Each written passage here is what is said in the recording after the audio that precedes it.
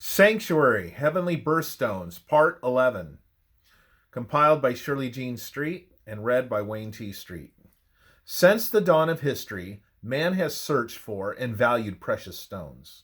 Although the Phoenicians were the first gem traders, it didn't take the Egyptians long to discover their own rich mines. And Egypt became world famous for the quality and quantity of their gems and gold. Enslaved men, women, and children who survived the torturous marches into the wild mountains were forced to work under taskmasters who lacked the slightest feeling for humanity. No living conditions or tools were provided for these slaves. As long as there was a ray of light, they worked frantically with fear. The methods of mining were simple. The basic rocks containing the gold and precious stones were broken up. To accomplish this, a wooden peg was inserted into a crevice or crack in the rock. Then a wooden maul was used to force the peg into the rock. They would then saturate the peg with water. The smaller bits would shatter when a fire was lit over them, and when almost red hot, they were sliced with water. The sudden contraction on cooling broke them up into more manageable pieces. These broken rocks and rubble were then carefully washed and sifted for gems and gold. Because these stones were heavier than the dirt they were in, rough wooden trenches with a steep decline were used.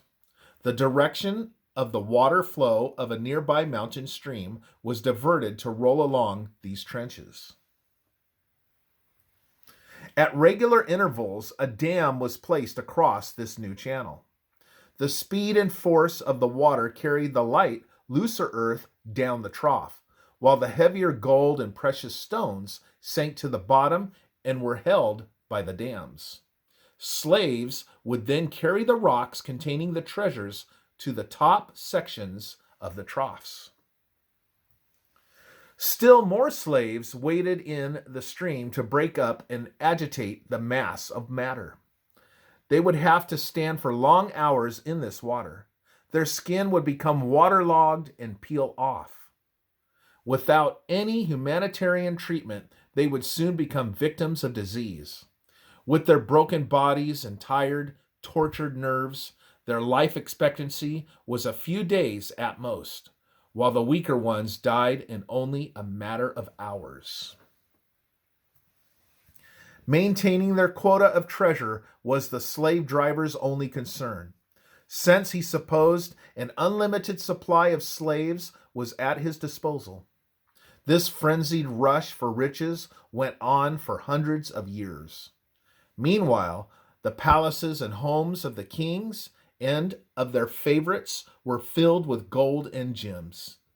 The peak of wealth and luxury in Egypt was reached in 322 BC, during the reign of Ramses II.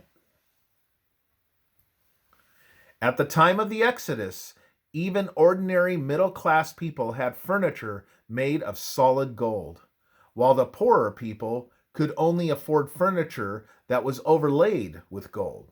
Esther chapter 1 verses 6 and 7, and also chapter 5 verse 2. 2 Samuel 8 verse 7, and 1 Chronicles chapter 29 verses 2 to 4. Just before their exodus, the Hebrews demanded that the Egyptians pay for their years of slavery. It was from these accumulated treasures that they gave the Hebrews many precious valuables. Exodus 12, verses 35 and 36. And it was from this supply that the gems of the breastplate were obtained. Exodus 25, verses 1 to 7. Few objects in nature have changed their names as frequently as gemstones. Trade and fashion have caused these changes. The public accepted new stones very slowly, so that the traders would incorporate a familiar name into the name of the new stone.